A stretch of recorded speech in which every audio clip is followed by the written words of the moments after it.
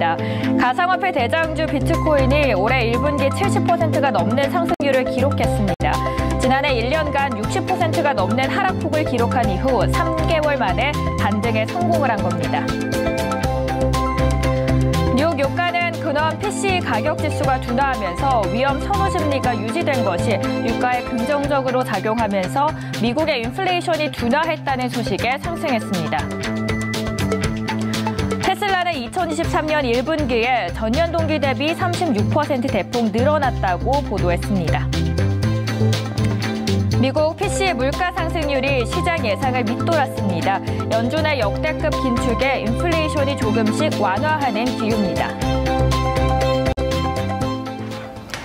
안녕하세요. 원리를 찾아라 진행의 박지원입니다. 주말에 꽃이 활짝 핀 주말을 보내고 왔더니 뉴욕 증시에도 꽃이 피었습니다. 3년 만에 최고 분기를 맞이했는데요. 주말에 놓친 이야기는 신광섭 앵커와 함께하도록 하겠습니다. 앵커님 안녕하세요. 네, 안녕하십니까. 신광섭입니다. 네. 와, 오늘 뒤에 보시면 네. 백에 빨간색으로 물들었습니다. 시장 이야기 짧게 부탁드릴게요.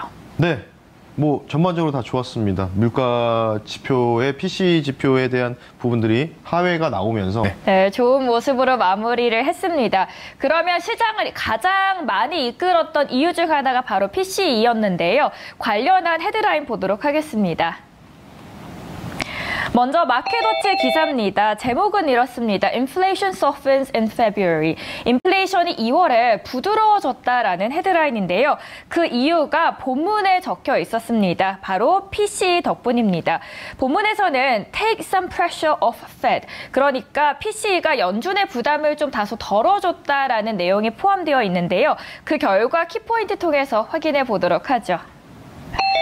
일단 PC 가격 지수는 전년 동월 대비해서 무려 5%나 상승을 했습니다. 그리고 한 달 전과 비교했을 때는 PC 지수가 0.3% 더 올랐습니다. PC가 왜 이렇게 중요하지 생각하시는 분들도 계실 텐데요. 이번에 PC 물가가 가장 주목됐던 이유는 아무래도 연준이 통화 정책을 고려했을 때 가장 많이 참고하는 지표이기 때문입니다. 그렇다면 다음 그림 통해서 자세한 사항 보도록 하겠습니다. 오늘 PC 발표에서 가장 주목됐던 건 바로 끝에 있는 0.3입니다. 이번에 개인 소득과 소비 지출이 줄었다는 점인데요. 지난달 개인 소득은 전월 대비해서 보시는 것처럼 0.3% 증가를 했습니다. 노동시장이 과열되면서 나타나는 임금 상승은 아무래도 구조적인 인플레이션 요인 중 하나로 꼽혀왔는데 이제 조금씩 가라앉는다라는 분위기의 평가가 이어지고 있습니다. 앵커님, 다만 이번에 PC 인플레이션은 여전히 연준의 목표치, 즉 2%의 2배가 넘는다는 점에서 승리를 외치기에는 조금 이르다라는 평가도 함께 나오는 것 같습니다.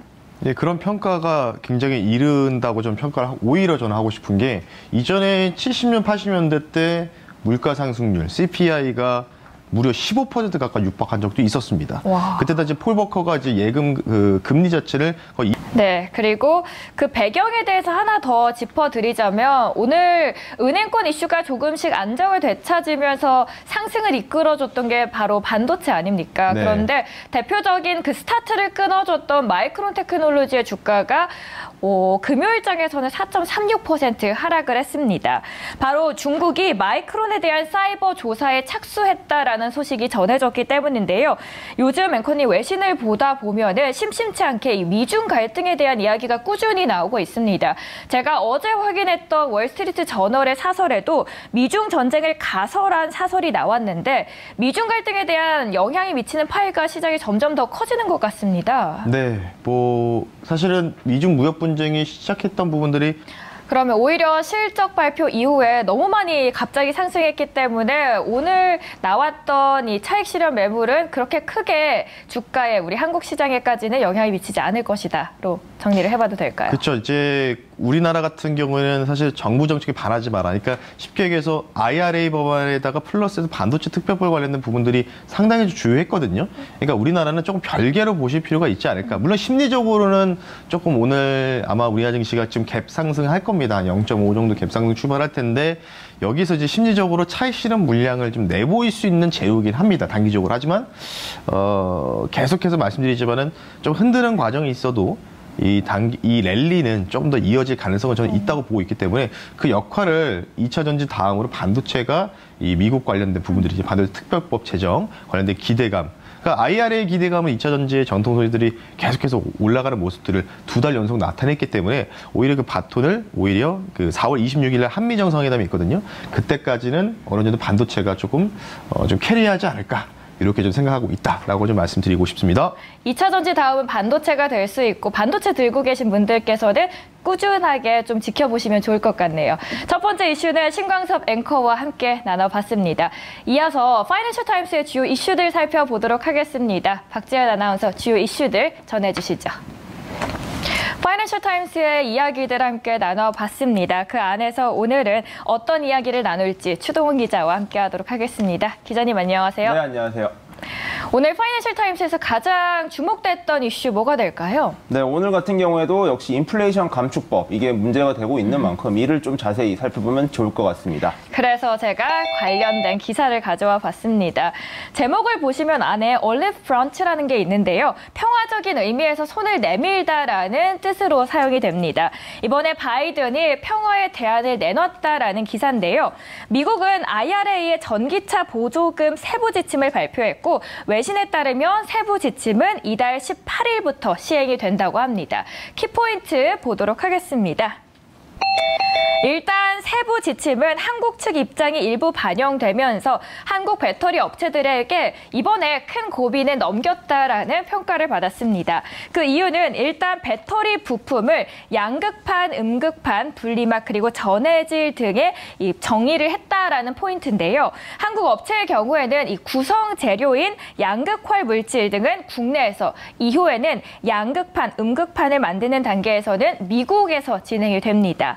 결과적으로 이대로라면 한국 업체들은 현재 공정을 바꾸지 않아도 IRA상 보조금 지급 대상이 될 수 있다라는 평가를 받았기 때문입니다. 다만 기자님, 문제는 일단 전기차를 북미에서 최종 조립을 해야 한다는 조건은 변함이 없다는 부분입니다. 현대 기아차 이 전기차는 상업용으로 판매된 걸 제외하고는 전기차 보조금 대상이 아니라는 말이 있던데 어떤 이야기인가요? 네, 지금 IRA와 칩스 이런 미국에서 시행하는 여러 큰 고비는 넘긴 것 같습니다. 그래도 아직까지 안심하기에는 좀 이른 경향이 없지 않아 있는 만큼 IRA 관련된 세부 지침 사항도 꼼꼼하게 확인하시길 바라겠습니다. 저 이어서 다른 이슈들도 만나봐야겠죠. 이번에는 월스트리트 저널의 기사들 함께 보도록 하겠습니다. 어떤 이슈들이 있었나요? 박재현 아나운서. 이번에는 끝날 것 같지만 끝나지 않은 은행권 이슈 관련 소식 전해드리도록 하겠습니다. 저희 헤드라인 바로 보도록 하죠. 이번에 월스트리트 저널의 기사입니다. The Fatal Flaw라고 써 있는데요. 이 Fatal Flaw라는 단어는 치명적인 결함이 나왔다라는 이야기를 하고 있습니다. 본문은 저의 키포인트 통해서 함께 해석을 해드리도록 하겠습니다. 정리가 된 듯한 이번 은행권이 다시 상처를 남기고 떠났습니다. 정리해고로 인력 정리가 본격적으로 시작이 됐기 때문인데요. 이번에 크레디트 스위스를 인수한 UBS에서도 최대 인력을 무려 30%나 감축을 했습니다. 기자님이 은행 위기가 끝났다라는 이야기가 있는데 그러면서 시장의 분위기가 실제로 좋긴 했습니다. 다만 벌써라는 생각도 함께 들거든요. 이 은행권 이슈 이제 어떤 상처를 함께 남겼을까요? 네, 인수합병이 시작이 되는 게 사실상 이제 끝이 아니고 본격적으로 이 일들이 남은 것이라고 보시면 될 것 같습니다. 자, 이번에 크레딧 스위스를 인수한 UBS 같은 경우에도 네, 마지막 이슈로는 은행권 이슈, 크레디트 스위스, UBS 관련된 소식까지 전해드렸습니다. 오늘 다양한 이슈 다뤘습니다. 첫 번째로는 PCA 관련해서 어떤 이야기들이 있었는지 다뤄드렸고요. 두 번째로는 전기차 IRA 관련된 세부 지침사항, 마지막으로는 은행권 크레디트 스위스 이후에 치명적인 흔적에 대해서 설명해드렸습니다. 주말에 거리 사이에 꽃이 활짝 피었습니다. 오늘 여러분들의 계좌에도 꽃이 활짝 피길 바라면서 마치도록 하겠습니다. 시청해주신 여러분 고맙습니다.